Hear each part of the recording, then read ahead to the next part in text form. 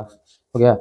चलो एफएसटी के बाद जो है तुगलक वंश के टोटल 3 राजा हुए, है ना। हालांकि उतना इम्पैक्ट नहीं डाल पाए, लेकिन फिर भी राजा हुए। इसी टाइम में क्या हुआ कि एक व्यक्ति है जो समरकंद का रहने वाला है, उसका नाम है तैमूर लंग। नाम सुना होगा, तैमूर लंग, है ना। तो तैमूर लंग का भारत पर आक्रमण होता है। तैमूर लंग के साथ एक व्यक्ति आता है, उसका नाम है खिज्र खां। क्या नाम है? खिज्र खां, जो सैयद वंश का व्यक्ति है। तो यहीं पर तुम्हारा तुगलक वंश जो है खत्म हो जाएगा और सैयद वंश का हाँ चालू हो जाएगा। तो स्टार्टिंग देख लो कि यहाँ पर कौन कौन सा व्यक्ति आया है इसके बाद। तो तुगलक के बाद नाम है गयासुद्दीन तुगलक टू के नाम से आया है एक व्यक्ति, है ना। इसका नाम कभी कहीं गयासुद्दीन तुगलक शाह भी मिलता है। क्लियर? तो लिखो 1388 से लेकर के 1389 तक एक ही साल राज किया है। 1388 से 1389 तक एक साल राज किया इन्होंने।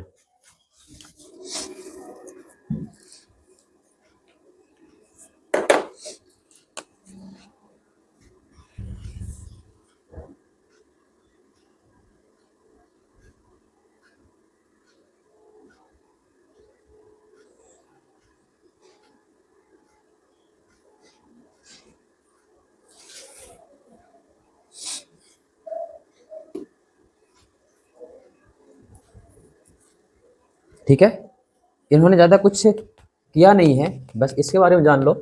इसके पिता का नाम है फतेह सिंह, फतेह खां, फतेह खां इनके पिता का नाम है। हाँ, उपाधि इसको मिला है गयासुद्दीन तुगलक द्वितीय का। क्लियर? हाँ, अनुभवहीन शासक है, मतलब अनुभवी हीन शासक। कहने का मतलब सीधी सीधी है, ये उतना राज्य का इम्पैक्ट नहीं डाल पाया है। क्लियर? एक ही साल रहा। अगला व्यक्ति है अबू बकर। नाम क्या है उसका? अबू बकर,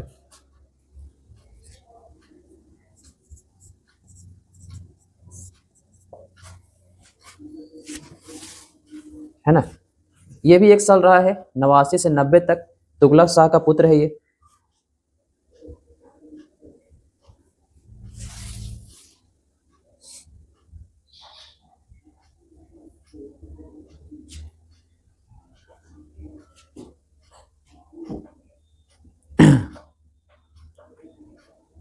क्लियर?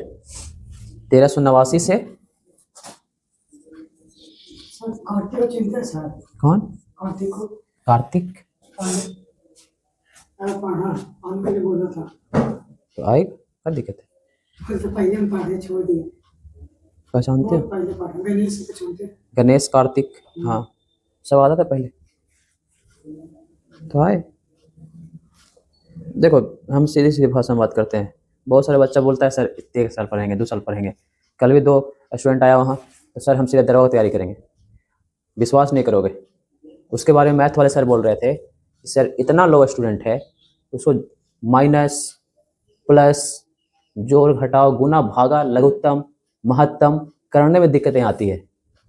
अब वो हमसे बोले सर हमको स्पेशल बैच दीजिए, तो कहाँ टिक पाएगा? टिक पाएगा? और तुम लोग बेसिक वाले स्टूडेंट हो, और तुम लोग बोलोगे सर हमको एक स्पेशल बैच दीजिए जिसमें 3 महीना में पूरा जीके खत्म कर दीजिए, तो कहाँ से निकलेगा, किधर से निकलेगा, कौन सा चैप्टर कहाँ से जा रहा है, कुछ पता नहीं है। तो हमारे यहाँ का आधा स्टूडेंट ही है, उसको चैप्टर के बारे में पूछ लोगे पता नहीं है, क्वेश्चन के बारे में पूछ लोगे पता है कि सर हमको पता है कि क्वेश्चन कैसे आता है, नहीं कौन सा चैप्टर का है, 2 लाइन बोल दो नहीं पता चलेगा, वो बस रटा रटाया है, तो भूल जाओगे बाद में। रटा हुआ जो हमें भूल जाता है, और जो पढ़ा हुआ रहता है हमेशा याद रहेगा। और पढ़ा हुआ रहेगा तो आगे कहीं से भी क्वेश्चन पूछ देगा इस चैप्टर से, तो सीधा सीधा निकाल देंगे हम लोग, बात खत्म हो गई। लेकिन जो पढ़ा हुआ है ही नहीं, वो डायरेक्ट आया है 12th के बाद 1 साल बैठा है आराम से, उसके बाद आया है सर हमको बिहार पुलिस का फॉर्म भर दिए हैं, अब तैयारी करवा दीजिए, अब बस निकाल देंगे अगला बार बिहार पुलिस से। हाँ वैसे करता है स्टूडेंट, वही करता है, हमको पता है ना, यहाँ का लगभग स्टूडेंट वही करता है। जो बच्चे के बारे में बात कर रहे हैं, वो बच्चा पहले पढ़ा है, 1-2 महीने पढ़ा होगा, फिर बीच में गायब हो गया, अब फिर आ रहा है। हम बच्चा को ये समझाते हैं कि 1.5 साल तुम्हारे पास समय है, 12th के बाद 17 के हो, 18 में फार्म भरोगे तो आधा साल और ले लो, तो 1.5 साल तुम्हारे पास भरपूर टाइम है। उस भरपूर टाइम में जैसे तुम लोग 11th-12th पढ़े थे ना, वैसे कंपटीशन के सारे सब्जेक्ट को खत्म कर लो। अब तुम मान लो कि बिहार पुलिस में जाना है, फोकस हमारा बिहार पुलिस, बिहार दरोगा है, उसमें जीके जीएस अधिक पूछते हैं, तो जीके जीएस पूरा पढ़ लो। और तुम्हारा एसएससी पे फोकस है, उसमें जीके जीएस के साथ मैथ रीडिंग, हाँ मैथ रीडिंग और इंग्लिश से पूछेगा। अगर तुम्हारा फोकस, मान लो कि हमारा फोकस है रेलवे, उसमें अंग्रेजी नहीं पढ़ोगे तुम, कहानी यही होगा। लेकिन लड़कों को लगता है कि सर हम तो ऑलराउंडर हैं यहाँ के, सारा का सारा कर लेंगे, क्या दिक्कत है, 2-2 महीना सब जगह पढ़ लेंगे, नहीं निकलेगा परीक्षा। अरे भाई 12th नहीं है, बार बार तो हम समझाते हैं बच्चों को 12th नहीं है। 12th में तुमको परसेंटेज आ गया 80%, तो लगता है कि हम शहंशाह बन रहे हैं। वो 80% लाना अलग है, उसमें 100 क्वेश्चन होते हैं, 85 क्वेश्चन तुमको मारना होता है। इसमें 50 क्वेश्चन में अगर 10 क्वेश्चन गलती करे तो रिजल्ट नहीं आएगा। 10 क्वेश्चन क्या, 1 क्वेश्चन गलती में रिजल्ट नहीं आएगा तुम्हारा, ये अलग है। यहाँ पर 5000 सीट के लिए 5 लाख फॉर्म भराता है, ये बच्चों को समझ में नहीं है। यहाँ पर 10,000 सीटों के लिए करोड़ों करोड़ का फॉर्म भरा जाता है। लास्ट टाइम रेलवे का फॉर्म भराया था ना, 1.5 करोड़ फॉर्म भराया था। अब सब आधो कहाँ, आधा तुम्हारा 50 लाख सीट है वहाँ पे, 10,000 तो सीट पे है, 10,000 में सीट है, करोड़ों फॉर्म भरा रहा है, वहाँ तुमको फाइट करना है। तुमको 12th नहीं तुम्हारा है, बार बार बच्चों को समझा, तुम्हारा 12th है ही नहीं। तुम्हारा गोल होना चाहिए, हमको बिहार पुलिस है सर, हमको फोकस है बिहार पुलिस, 1 साल 2 साल 3 साल में निकाल लेना है। 3 साल निकलेगा कैसे अब, तो उसके लिए तुमको सबसे पहले बेसिक तैयार कर लो, उसके बाद सेट प्रैक्टिस, कहानी क्लियर है। 1.5 साल का बेसिक है, तुम्हारा बेसिक तैयार हो गया, फिर तुम कहीं भी पढ़ोगे, ऑनलाइन पढ़ोगे, ऑफलाइन पढ़ोगे, सब समझ में आएगा, जैसे टीचर पढ़ाएगा समझ में आएगा। लेकिन पहले शुरुआत में क्या करना है ना, आप लोग को ऑफलाइन ही पढ़ना है। ऑफलाइन जितना बेहतरीन पढ़ लोगे, ऑनलाइन उसमें बेहतरीन समझ में आना शुरू हो जाएगा।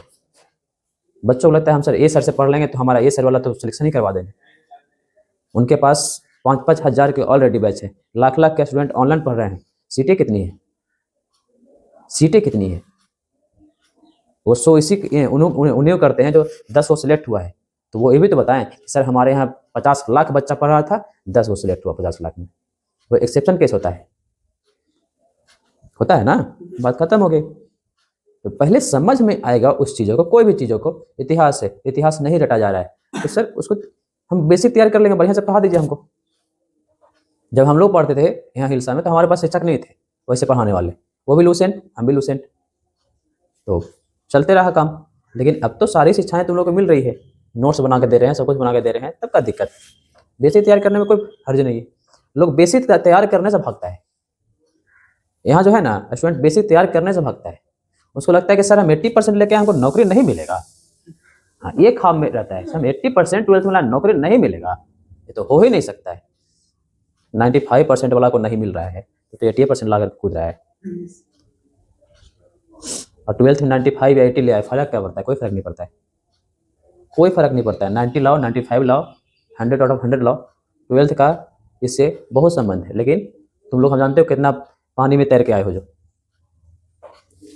वर्तमान में जो बच्चे हमारे पास आ रहे हैं उनके बारे में बहुत सारे सर बोलते हैं, बहुत सारे मैथ वाले सर बोलते हैं सर पहले का बच्चा था ना 16 के पहले, वो थोड़ा सा ठीक ठाक था, अब के जो बच्चे आ रहे हैं ना 16 के बाद, वो बच्चे जो है पता नहीं उसको जोड़ घटा में प्रॉब्लम होता है, उसको लिखने में प्रॉब्लम होता है। हमारे पास 4-5 बच्चे वहाँ आई है, नहीं हाँ एकंगर ब्रांच में, उसको बता रहे हैं ना, 2 को तो आई थी जोड़ घटा में दिक्कत था, हम उसको देख रहे हैं, उसको घोड़ा लिखने में दिक्कत है, गधा लिखने में दिक्कत है, उसको तुगलक लिखने में दिक्कत है, उसको वक्र लिखने में दिक्कत है।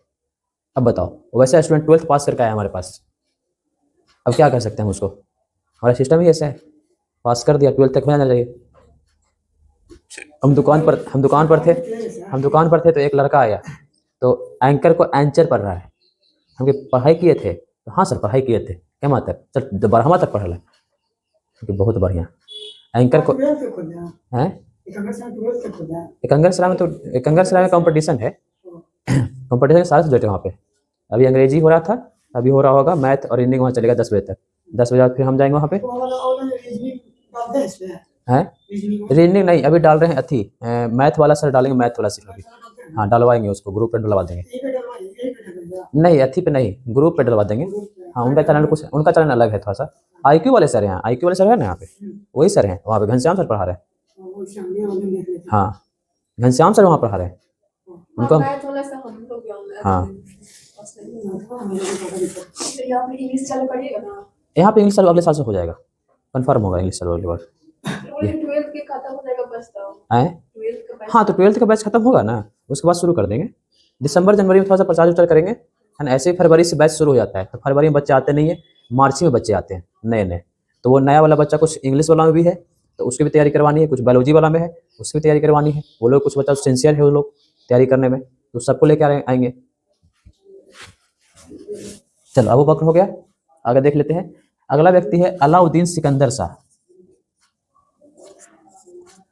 अलाउद्दीन सिकंदर शाह, क्लियर। हाँ, इसके पहले एक व्यक्ति और रहा है, नसीरुद्दीन महमूद। नसीरुद्दीन महमूद, इसका कार्यकाल रहा है, लिख लो, 1390 से 1394। यही रहा है 1394 में ही। ये अलाउद्दीन सिकंदर हो गया ना सर? अलाउद्दीन सिकंदर शाह, हाँ। और यह नसीरुद्दीन महमूद शाह, है ना। हाँ, अब अगला व्यक्ति जो है उसका नाम है नसीरुद्दीन महमूद। यह है शाह, शाह लगा नया। अगला व्यक्ति जो है वो है नसीरुद्दीन, कहाँ पे साल लगाएंगे सर? ऊपर वाला में शाह, नसीरुद्दीन महमूद। ये व्यक्ति है 1394 से 1414 तक। अब इसके बारे में थोड़ा सा बात कर लेते हैं। ये अंतिम शासक है तुगलक वंश का, क्लियर। कौन से वंश का? हाँ, तुगलक वंश का ये अंतिम शासक है। पहला पॉइंट लिखो, तुगलक वंश का ये अंतिम शासक है। हाँ, ठीक है, पहले लिख लो, पहले लिख लो, उसको समझा देंगे। पहला पॉइंट, अंतिम शासक है ये। दूसरा पॉइंट क्या है कि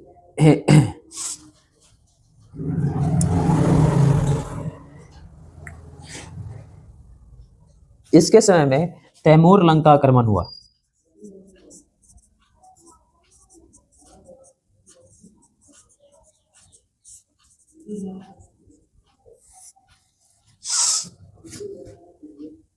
ठीक है, एक कहानी, एक चीज और है इसमें नसीरुद्दीन महमूद में कि क्या इसने क्या किया, इसने अपनी सत्ता एक अफगान सरदार था, अफगान सरदार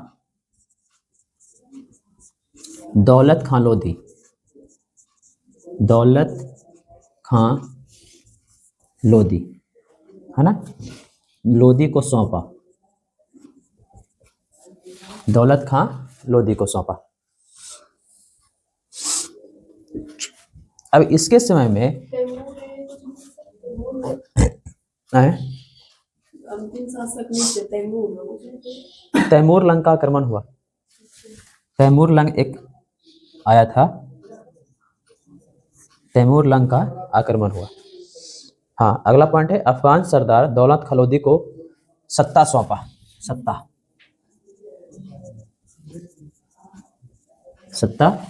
सौंपा। अब देखो एक कहानी सुना देते हैं। ये किसको सत्ता सौंपा? इसने सत्ता सौंपा दौलत खां लोधी को, अफगानिस्तान का सरदार था। अब देखो समझा देते हैं, समझ लो। एक पॉइंट और लिख लो, इसकी मृत्यु 1412 में, है ना। सिर्फ 14 लिखा दिए थे, ये 12 तक ही था। 2 साल ये रहा था दौलत खां लोधी, 1412 में। अब देखो इसके बाद थोड़ी सी कहानियां आप लोग सुना देते हैं, समझ जाओगे तुरंत तुरंत।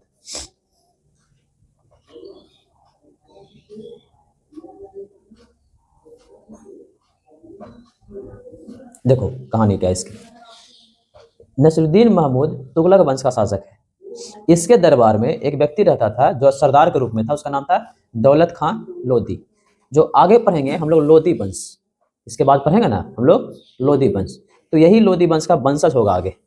इसके बीच में एक और व्यक्ति आता है, उसका नाम है तैमूर लंका, वो सिपाही है, कमांडर है, उसका नाम है खिज्र खां। खिज्र खां, खिज्र खां वर्सेस दौलत खां लोधी। अब देखो कहानी क्या है। जो नसीरुद्दीन महमूद के समय एक तैमूर लंग था जो अक्साई चीन की तरफ का था, और वो व्यक्ति आक्रमण कर दिया कहाँ, दिल्ली पे। दिल्ली पे आक्रमण करता है तो नसरुद्दीन महमूद जो व्यक्ति है वो अपना पूरा का पूरा राजपाट सौंप करके, किसको सौंप करके, दौलत खान लोधी को सौंप करके वो यहाँ से भाग जाता है। बात समझे, दिल्ली से भाग जाता है, अलग जगह चला जाता है, अलग अपना आसरा बना लेता है। वहाँ से क्या करता है कि एक पत्र लिखता है, पत्र लिख कर बोलता है कि आज से वहाँ का सरदार, आज का वहाँ का सुल्तान जो है दिल्ली का, वो दौलत खान लोधी है ना। वहीं से पत्र लिखता है, घोषणा कर देता है। दौलत खान लोधी यहाँ पर तो बैठ तो गया, लेकिन इसके सामने एक बहुत बड़ा व्यक्ति खड़ा है, उसका नाम है तैमूर लंग, है ना। प्रॉब्लम है, हाँ नहीं, ये बाहर से आया था आक्रमण करने दिल्ली पे। तैमूर लंग जब ही जैसे आक्रमण करने बाहर से आया ना, तो नसरुद्दीन महमूद भाग गया। नसरुद्दीन महमूद भाग गया तो दरबार में एक व्यक्ति और बैठा था, दौलत खान लोधी, इसके बाद का पोस्ट का व्यक्ति। बात समझे। तो वहीं से जहां से भागा है, मान लो कि पटना भाग गया, तो पटना से घोषणा करता है कि हिलसा का सरदार आज से हम नहीं है। कौन है, तो दौलत खान लोधी है। बात समझ में आ गई। अब दौलत खान लोधी के सामने एक चुनौती है, चुनौती का नाम क्या है, तैमूर लंग। आक्रमण कर रहा है तैमूर लंग। तैमूर लंग खुद नहीं आया था, तैमूर लंग का एक व्यक्ति था, उसका नाम था खिज्र खां। तैमूर लंग का क्या था, कमांडर। कमांडर समझते हो ना, सेनापति। बस में आ गई। अब तैमूर लंग का कमांडर है खिज्र खां। खिज्र खां किससे भिड़ेगा, दौलत खान लोधी से भिड़ेगा, है ना। दौलत खान लोधी से जब लड़ाई हुई तो दौलत खान लोधी यहाँ पर हार गया। क्या हुआ, इसको हार का सामना करना, खिज्र खां जीत गया। खिज्र खां जीत गया। तैमूर लंग तो यहाँ से चला गया, लेकिन खिज्र खां को वो दिल्ली सौंप करके चला गया। तो हाँ, आज से तुम दिल्ली के राजा हो। तो दौलत खान लोधी को भी भागना पड़ा। तो मतलब पूरा का पूरा बोल सकते हैं कि तुगलक वंश भी खत्म हो गया।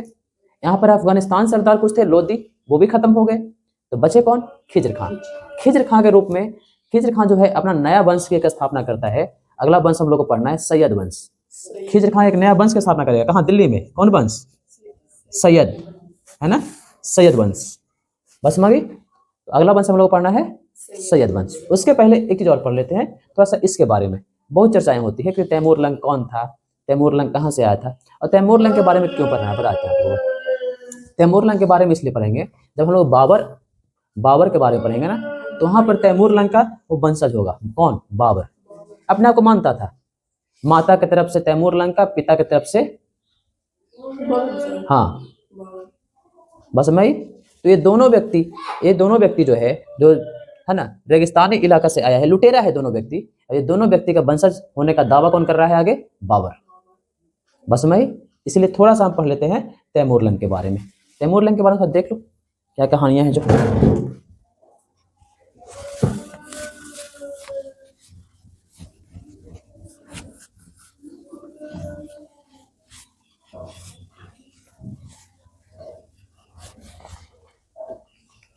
लिख लो तैमूर लंग।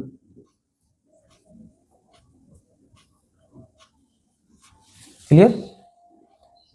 तैमूर लंग का जन्म कहाँ हुआ था, तो कैंच में हुआ था। कैंच एक जगह है जो पड़ता है ट्रांस ऑक्सियन स्थान पर, चीन वाला इलाका में।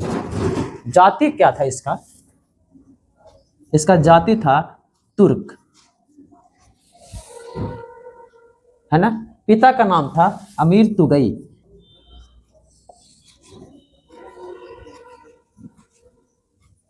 अमीर तुगई कहाँ का शासक था, तो शासक था समरकंद का। जन्म कैंच, कैंच एक जगह है, समरकंद। देख, यही समरकंद से कौन आएगा, तो हमारे यहाँ बाबर आएगा। क्लियर। 11 दिसंबर 1298 को सॉरी 1398 है ना,